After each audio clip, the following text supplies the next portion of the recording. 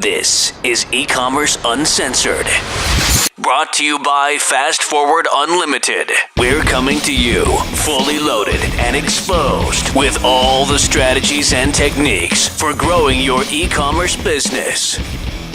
Hey everybody, thanks for joining us on another episode of E-Commerce Uncensored. This is episode number 53. My name is Kevin Manel and I'm here with Jason Caruso. How you doing there, Jay? Doing all right. How are you? I'm good. Good. Jason was just complaining about how golf season's over.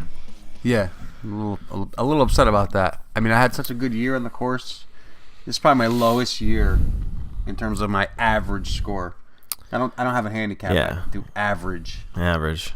Yeah, and Jason's average is much lower than most of ours. Just a little bit. And he tells us constantly. No, I'm saying he's actually not that. He's not that arrogant about his golf score as he is about his web marketing skills. I'm probably better at golf. Because it's actually, we're in the Northeast, we're in New Jersey, and I think yesterday was our first real hit of cold weather. It actually sleeted yesterday in the middle of the day, so it was pretty depressing. Yeah, for sure. Anyway, speaking of golf, Jason, I wanted to mention this yesterday, how you started your own golfing podcast. Yes, I did. And it's called Screw the Range. And basically it's about, how I've gone from probably like a 30 handicap to a PGA golf professional without really going to the driving range. And that's basically like the premise of it, where, a lot of people think that you have to practice a lot to get good. And really, if you follow some rules that I kind of lay out in the podcast, you'll see that it's not the case. I don't know where this came from. I just wanted to bring it up because I think it's good. I listened to a couple episodes. You've only been a couple episodes, but yeah, it's really good for like the, like myself. I think it would be good for it because I'm not the kind of guy who's going to go to the range. I'm not going to practice. I'm just going to go out and I'm going to hit some balls. So yeah. I think it's good. Anyway, I just wanted to give you a shout out, a shameless plug there for that. Thank you. So go over and check it out. It's good. Yeah. Anyway, by the way, you asked me to do that podcast with you, and then the last minute you told me you didn't want to do it with me anymore. No, that's not how it happened. That's the other part of it that I wanted to bring up. First of all, I asked you to do it, and you're like, I don't know what I can bring. I don't know what kind of value I can bring. All right, well, when I'm going to sit here I said, yeah, okay, I'll do it. I'll do it with you. It sounds fun. Let's do it. Let's try it. I'll try to give as much as I can. Right. Or I'll try to give as much value as I can. And then one day I was like, so, you still thinking about doing that podcast? Oh, yeah. Me and my buddy Phil, we recorded a few of them already. Like, what? Well, I'm not going to sit and beg you. If you don't want to do it, you don't want to do it. I mean, what do you want to tell me? I said I would do it with you. All right. Anyway, you're going to be a guest speaker on there anyway, so it doesn't really matter. Okay. So anyway, we'll get back to the e-commerce side of things. Today we want to talk to you about a client of ours that we've been... Well, I want to just say something. Yeah, because I think, we sort of come up with these topics out of nowhere, and we kind of see sort of the kind of reactions we get, whether it's email, whether it's how many downloads we get, and we try to continue with themes that we see that people are really like looking for. And one of the things that we're noticing is that there are certain topics that get way more downloads than others. And we recently did a case study. I don't remember which podcast it was, but we did a case study in it, and it got like tons and tons of downloads. So we sort of want to continue that because, I think for a few reasons, Kev. Because number one, it's real easy for somebody to grab a couple microphones and start a podcast on anything, or even a blog or whatever, and there's no really context. You don't really know if they really are doing the things that they're talking about. You don't really know if they're just faking it until they make it. And I think that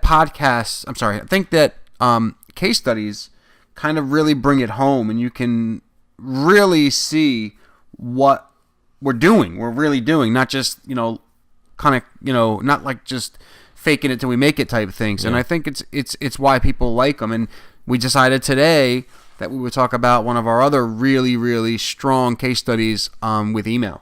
Yeah, and I actually ran an Instagram story ad right to our last case study podcast that we did, and it just seems like people are clicking over.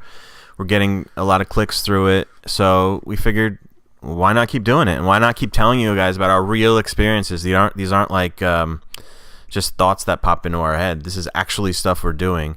So and I think it's good that we're doing like and you brought this to my attention. I don't know if it was this morning or yesterday morning when I was like, well, why don't we do it on like Facebook ads?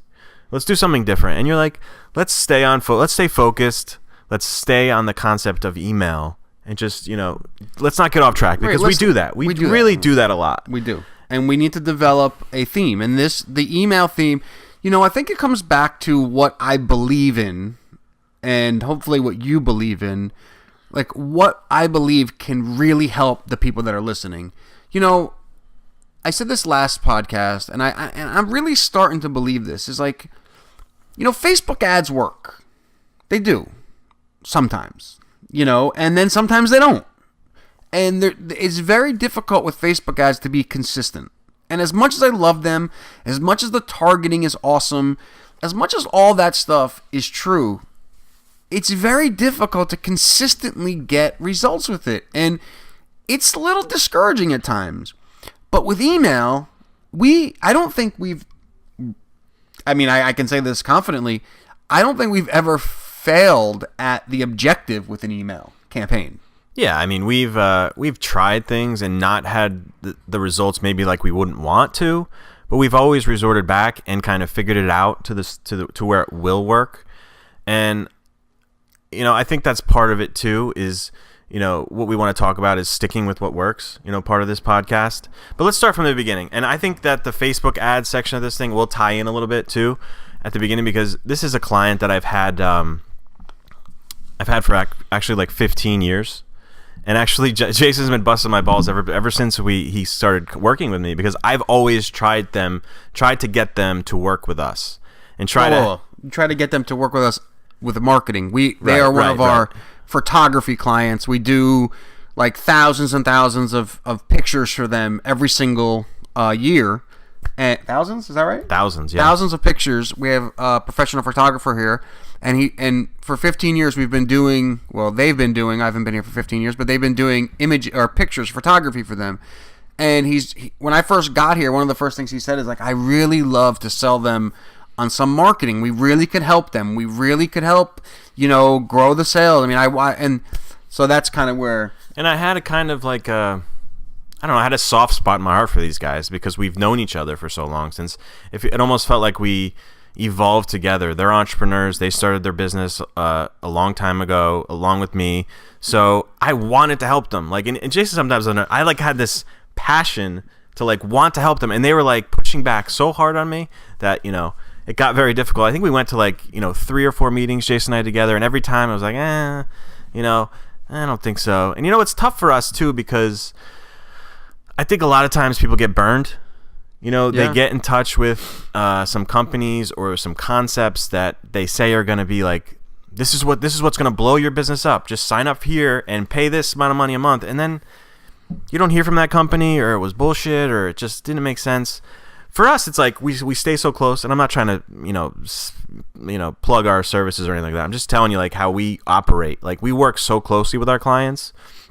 And we it's almost like our business that we're trying to sell for, And with them specifically, that's how it felt. Like, I felt that close to them that I was trying so hard. And Jason would make fun of me. Oh, those guys, you can't sell them. And then he comes in, and he's got to be the one that closes them. And I knew, I knew that was coming. He's the closer. 15 years he couldn't close them, and then I came and closed them. But look, I think I'd love to take the credit for that, but I think that they were ready. I mean, it did take us a lot. I mean, we went there numerous times, and actually, the first time we went, they actually said yes, but then we couldn't get a check from them. Well, I think it was a little bit. We had to take a little bit as we could as we went. I think the first time they agreed to like a small Facebook budget. Like, they were very hesitant to do anything, so we got a little bit out of them. And this is why I think it ties back into Facebook ads, because we did Facebook ads and. We got some results. Well, actually, we made back a lot of their money. Yeah, we did, but it's not the results that we want. That we can get, and we saw an opportunity with them because they have been around for a while. They're originally a brick and mortar type store or type business where they sell wholesale products to, vendors. So to have them transition over to the e-commerce side was a little bit more difficult. So we had to ease them into things a little bit with that aspect too. So they already had like this brand awareness. They were getting like 10,000 visitors to their website a month. So I saw it, and I'm part of their analytics, so I could always see all the traffic. I was like, it's there. Just let us do it. So they originally let us do some Facebook ads, which, like Jason says, was a little bit successful. But then we finally got them to agree to working with us on some email, which is when things really took off for them. And that's kind of what we want to talk about in this case study.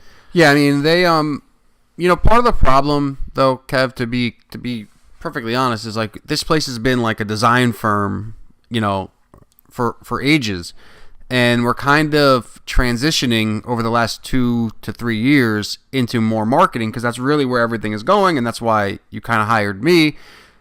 So our clients that have been with us for a long time have a difficult time looking at us as marketers. Right, that's true too, and that's the other side of it. But I think with me coming in, it's a new face. It helps change the dynamic of how they look at us. But yeah, anyway. and that's a good point too. And we don't necessarily go into these like meetings with all this hard data. We just go in and we don't bullshit you. We tell you the way it is. We give you as much value as we can, but we're not like this big corporate outfit that's going to come with all these numbers and all this shit. So it made it hard for them because I think that's what they were used to, and they were seeing us as their web design or graphic design photography studio and be like, all right, well, we've seen this huge company from New York City and they come with wearing suits with the presentation, and it just wasn't like that with us. So I think that's another reason why it was a little bit more difficult for us to break that seal. Yeah, now let's get into the case study here, Kev, because we rambling on a little bit. We're rambling on a little bit, and you were worried about having enough content for this podcast, and meanwhile you have been talking for about 20 minutes. Yeah. But anyway, you did need some context to understand this client, right? They've been with us for a long time. They've been with us in a different capacity.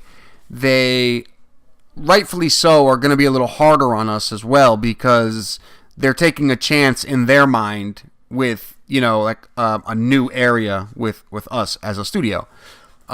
So when they first came to us, we mentioned this last podcast in episode 52, or maybe it was one before that they had two lists. They had a 60,000 person email list or subscriber email list from their brick and mortar shops.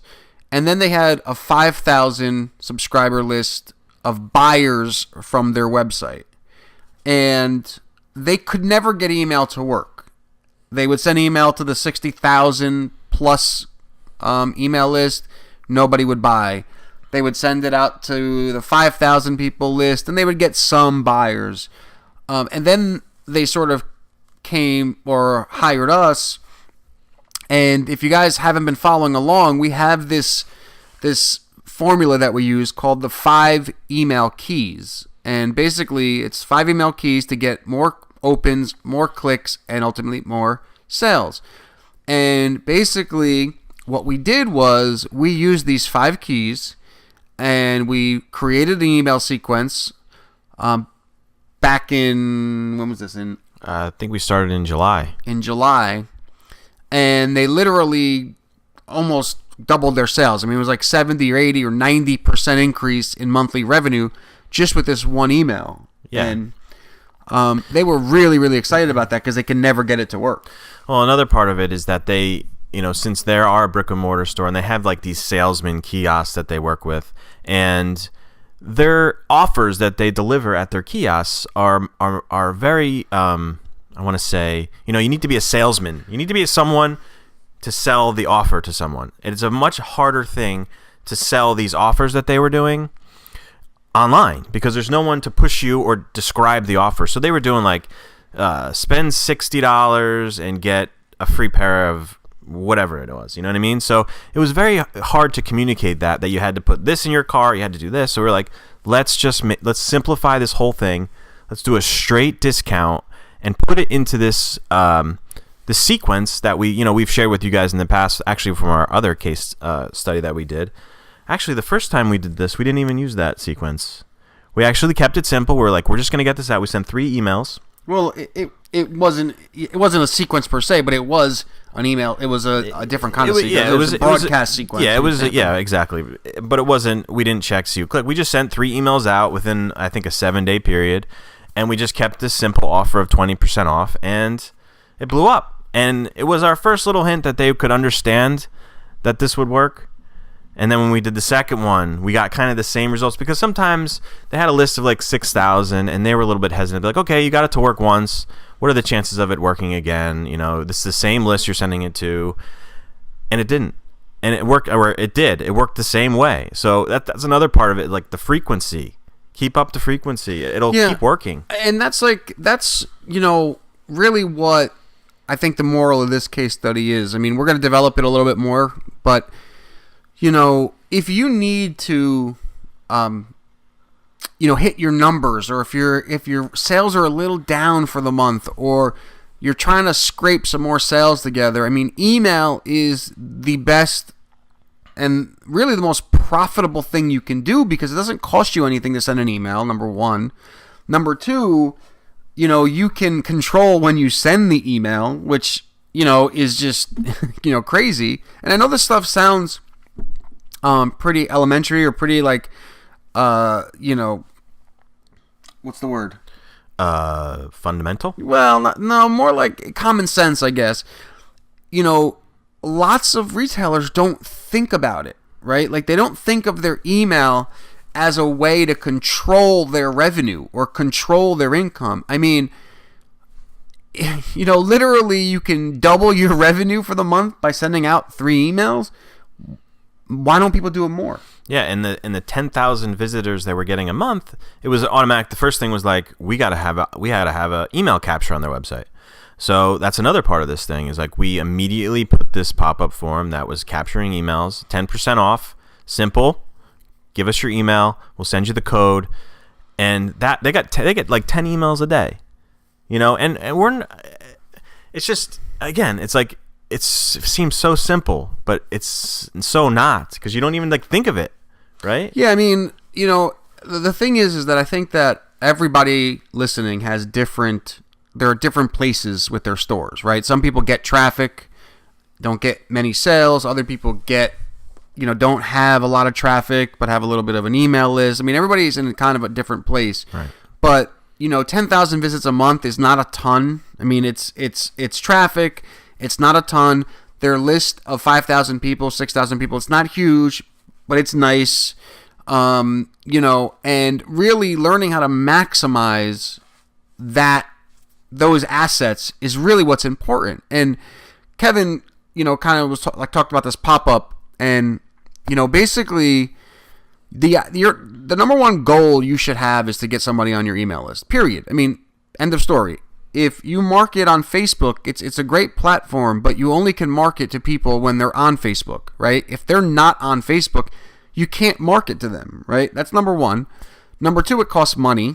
So if you don't have your funnel really, converting well, it's gonna be expensive. Whereas email, it's like, you come up with some creative. It doesn't even have to be that great, because people aren't really staring at the image. They look at it, gives them the idea of what's going on, and they click through and they buy, or they don't. So, it's just another example of like, really taking advantage of your assets, your email list. And in this case, we get a call from these guys pretty much every month. Like, hey, like the month that we grew their sales by 70%, we didn't hear from them. Of course not. Obviously.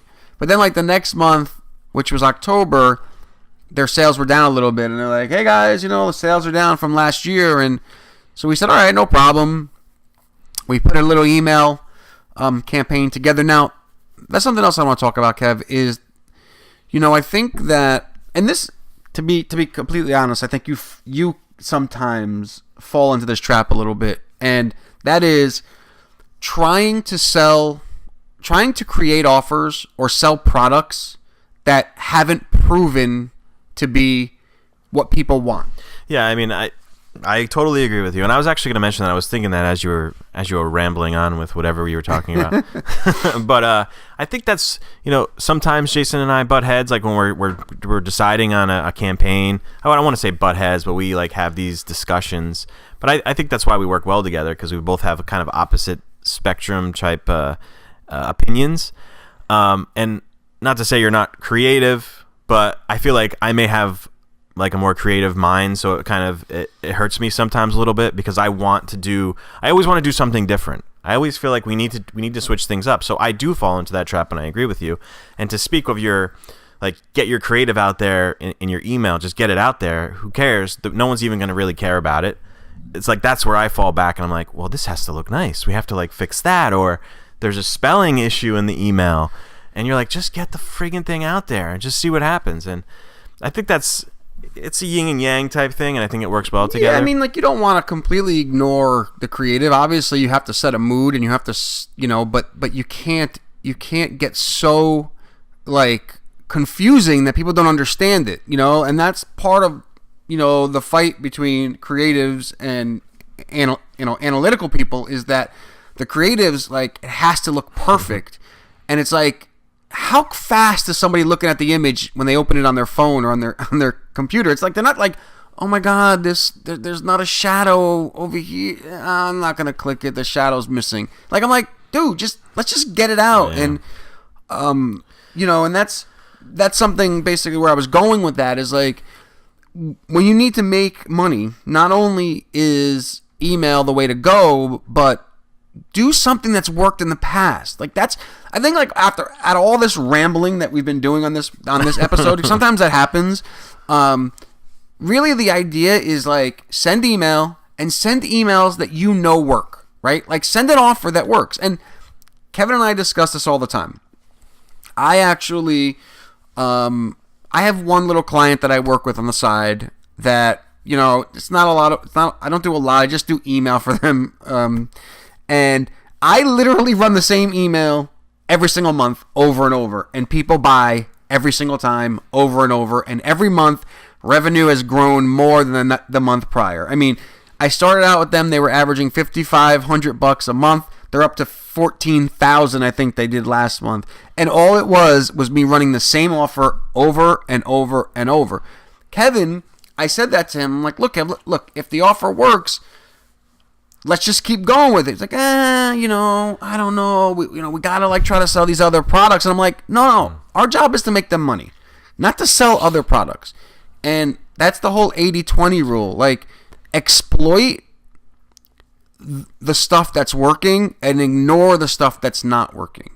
And that's really important. If you have something that's working, just keep exploiting it until it stops working. When it stops working, you can get as creative as you like. But when you have something that's hot, just continue to use it. It's funny because I have like this mindset, and we talk about this a lot too. Maybe it's because I haven't been in the same area as you for as long as you. Is like, for our clients, like, I always feel like I have to give this, like, I don't know what the word is, but I need to make the clients know that we're doing all this work for them, and I feel like by being creative and doing all these new ideas, this will give them the perception of, wow, these guys are really putting their time in, and it really doesn't matter if I put that time in and I make this crazy concept or this crazy design, or I come up with this offer that is really complicated but creative and it doesn't work, the client's really not going to give a shit. And they don't. You're only as good as the last, thing that you delivered. And if, you can spend 4 hours on a beautiful design, if it doesn't, convert into sales, then it, doesn't, like, all that time you spent on it doesn't matter. So our job is to make our clients money, not, to make sure that people buy all of their products, and because we can't force people to buy stuff. And so, yeah, I mean, exploit first of all, understand the 5 keys. I mean, if you haven't downloaded that 5 keys yet, you can get it at ecommerceuncensored.com, and right, it'll be a pop-up. The pop-up on the blog will come up. Just enter your email and we'll send it right to you. First of all, understand those, learn those. I give examples in there of every single key. And it's not just like because I wanted to write it. In fact, I hate writing. Like, I do. I don't like writing. Those are the keys those are things that we use every day and that actually work. Subject lines, congruency between the subject line and the message, call to actions. I mean, like, I go into this stuff, download the PDF and use the 5 keys because it's worked for us over and over and over again. So understand the 5 keys and exploit offers that work. Forget about trying to sell products that don't sell. I mean, that's something that, it just drives me crazy. Like, if people don't want your product, it doesn't matter how creative your sequence is or how creative your creative is. They're not going to buy it. They don't want it. So why, get emotionally attached? So exploit what's working. Understand the 5 keys to the email to more opens, clicks, and ultimately more sales. And then, obviously, guys, keep it simple, man. I think, we fall victim to that sometimes as well. Like, we try to get a little bit too complicated, and because people, as soon as you make someone think about an offer or deal, you're gonna lose them because they're not gonna understand it. It's just, okay, forget it. I'll go find something somewhere else. Yeah, keep it very simple. They have to understand it within a split second. Real quick though, before we go, one last thing. So we got a phone call from the client in October, and they basically said their sales were down.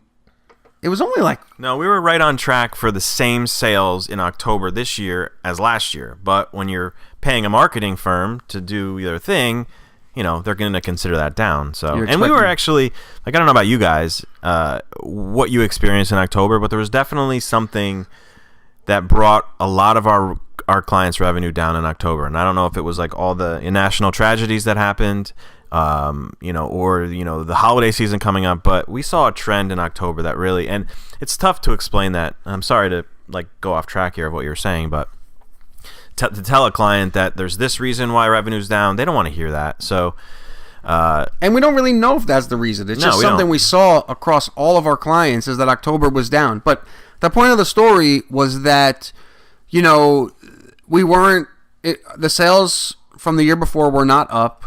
We're getting paid to increase their sales, not keep them the same. So what we did was, by the way, here's another thing that you need to think about is having an excuse to email your list. And we do this often. It's we just find an excuse to send them an email. In this particular case, it was pretty easy. It was Halloween, and we ran a Halloween offer. Literally, I guess it was for a week, and we created a sequence, and their sales ended up being 20%? 20%. 20% increase in sales. I think it was only 4 days. It was over 4 days, right? Like and short. So their sales ended up being up for the month. So guys, we don't just say this because we want to hear ourselves talk, although sometimes it does sound like that to me. The stuff works. It really works. Email is, and I know this is not a new thing like email, but I don't think people really understand it enough. And I don't want to say understand it because it's not the right word. I don't think they realize how powerful it is. Mm-hmm. And, man, it's really what's worked the best, I think, out of everything that we do. Facebook ads that works 1 month, the next month you got to completely scrap everything and start from scratch. Whatever other advertising you're doing. Google, same thing. You got to continually watch it. Email's easy, man. You send out some emails or you create a sequence. You watch it a little bit. If your open rates are down, you mess around with the subject line. If your click-throughs are down, it's easy. It's easy stuff. So yeah. So I hope you guys aren't annoyed by the fact that we keep talking about email, but we're just so passionate about it, and we know how much it can help you. So that's why we're keeping on a roll here. We want to keep talking about it. We want to keep giving you as much information we have because we deal with this every day. We see every mistake people make, every victory everybody that we have, and so we just want to share it with you as much as we can. So we hope you're enjoying it. Yep. Is that it? That's it. All right. Thank you guys. If you guys wouldn't mind going over to iTunes or Stitcher and leaving us a rating and review, we really appreciate it. You can check out all the podcast notes, and you can download that 5 keys to email that Jason's been talking about over at ecommerceuncensored.com. Thank you guys so much. Later.